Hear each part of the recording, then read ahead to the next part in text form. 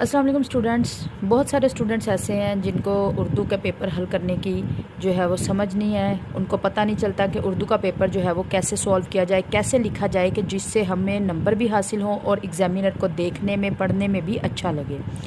तो मैंने सोचा कि आज की वीडियो इस टॉपिक पे बनाती हूँ कि उर्दू का पेपर जो है वो कैसे हल किया जाए।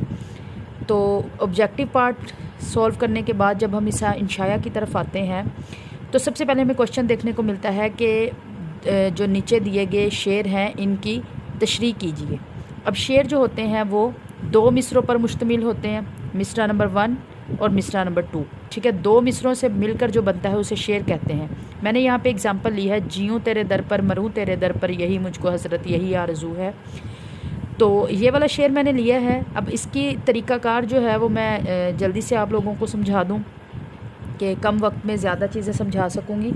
कि इसका सबसे पहले हमने जो शेर है ना उसकी तशरीह करने से पहले हमने उसका मफ़हूम लिखना है।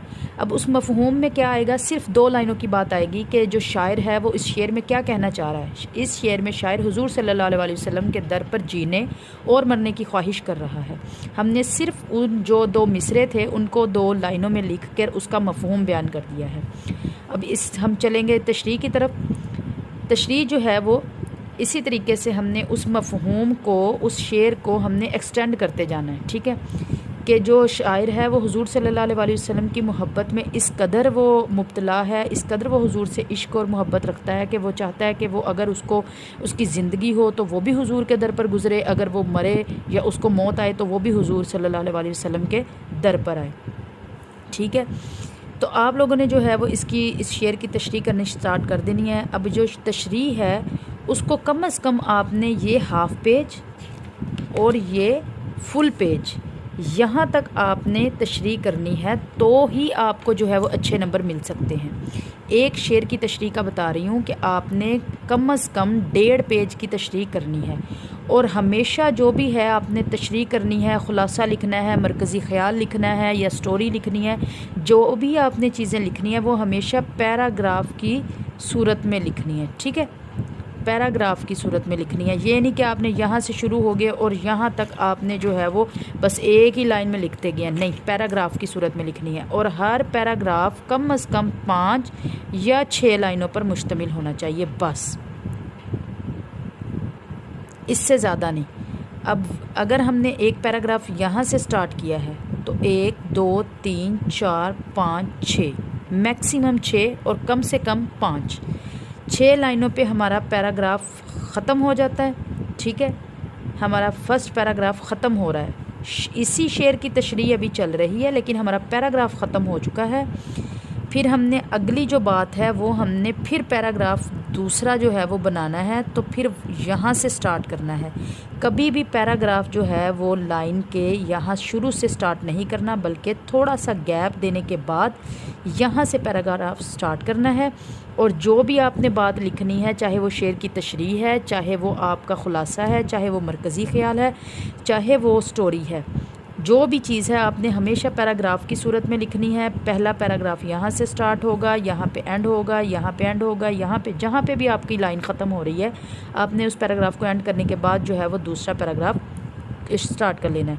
1 2 3 4 5 और ये वाली 6 लाइनों के बाद फिर से आपका पैराग्राफ ख़त्म हो जाएगा और फिर यहाँ से हम अपना थर्ड पैराग्राफ स्टार्ट कर लेंगे। ठीक है, सेम इसी तरह हमने नेक्स्ट पेज पे चले जाना है और इसी तरह हमने पैराग्राफ बनाते हुए हमने अपनी तशरीह जो है वो मुकम्मल कर लेनी है। ठीक है, अब मैंने यहाँ पर 6 पैराग्राफ लिखे हैं एक शेर की तशरीह के लिए। तो अब मैं ये उम्मीद कर सकती हूँ कि जितने मार्क्स का ये मेरा क्वेश्चन था मुझे उतने के उतने मार्क्स ज़रूर मिलेंगे, क्योंकि उर्दू ऐसा सब्जेक्ट है जिसमें मार्क्स लेना हमें लगता ऐसे है कि इजी है, बट हमारे क्वेश्चन इस जो सब्जेक्ट में हमारे मार्क्स जो है ना वो इतने ज़्यादा नहीं आते हैं। ठीक है, इसके बाद हमारे एक शेर की तशरीह ख़त्म हो जाएगी। अब ये तो हो गया हमारी शेर की तशरीह कैसे करनी है। उम्मीद करती हूँ कि आपको समझ आ गई होगी। नेक्स्ट क्वेश्चन की तरफ आते हैं जो कि है ख़ुलासा, कि किसी एक सबक का ख़ुलासा लिखें, काहली या फिर आराम व सुकून। सबसे पहले तो हमने स्केल के साथ लाइंस लगा लेनी है।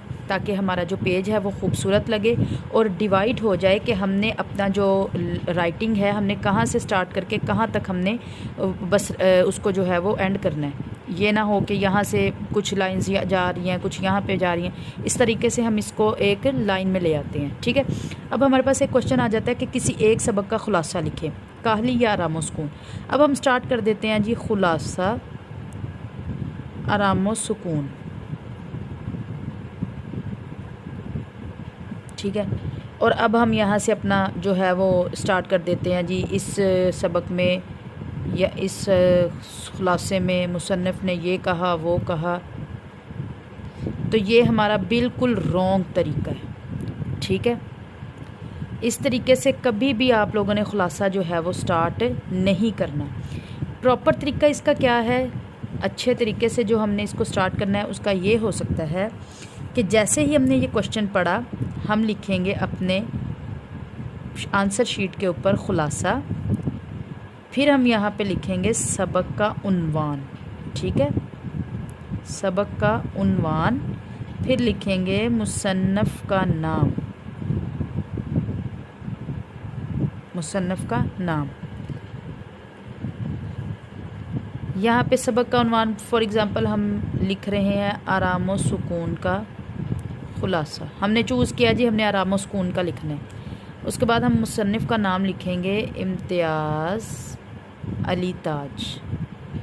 ठीक है, इसके बाद हम इस लाइन से स्टार्ट करेंगे कि इस सबक में मुसन्निफ़ ने जो भी कहा है हम अपनी बात स्टार्ट कर देंगे। सेम जैसे हमने तशरीह की है बिल्कुल उसी तरीके से हमने यहाँ पे स्टार्ट लेना है, और हमने यहाँ से अगर हम खुलासा स्टार्ट कर रहे हैं तो हम यहाँ पर एंड करेंगे, यानी हमें 2 पेज का जो है वो खुलासा लिखना है अपने अच्छे मार्क्स लेने के लिए। ये भी हम इसी तरह पैराग्राफ की सूरत में लिखेंगे। पैराग्राफ की सूरत में लिखने के बाद हम कम से कम 5 लाइंस का और ज़्यादा से ज़्यादा 6 लाइंस का हमें जो है वो पैराग्राफ बनाना है, और फिर वही सेम पैराग्राफ जो है इसी तरीके से हम स्टार्ट करेंगे और हम अपना यहाँ पे ख़त्म करेंगे। तो नेक्स्ट जो है वो हम यहाँ पर आकर यहाँ से स्टार्ट लेंगे। ठीक है, यहाँ से लेंगे, इसी तरीके से यहाँ से लेंगे, फिर यहाँ से लेंगे और फिर यहाँ से लेंगे एंड फिर ऑनवर्ड। ठीक है, इसी तरीके से हम अपने पैराग्राफ्स बनाते जाएंगे और ख़ुलासा लिख लेंगे। हमारा फर्स्ट क्वेश्चन जो था वो तशरीह का, वो भी सेम इसी तरीके से मैंने जैसे आपको समझाया इसी तरीके से होगा, और जो ख़ुलासा है वो भी इसी तरीके से हम लिखेंगे। नेक्स्ट हमारा क्वेश्चन आ जाता है नज़म नात का मरकज़ी ख़याल लिखें। ठीक है, सेम वैसे ही मैंने स्केल के साथ लाइंस लगा ली हैं ताकि मेरी बाउंड्रीज़ रहें कि मैंने कहाँ से कहाँ तक लिखना है। तो इसमें भी हम ये लिखेंगे कि नज़म का उन्वान लिखेंगे, उसके बाद शायर का नाम लिखेंगे। हमेशा आपने याद रखना है कि जो सबक है वो मुसन्निफ़ लिखते हैं, जो नज़म है या कोई गज़ल है उसको हमेशा शायर लिखते हैं। इसलिए हमने यहाँ पर शायर का नाम और ख़ुलासे में हमने मुसन्निफ़ का नाम मेंशन किया था। उसी तरीके से हम नज़म का उन्वान लिख लेंगे।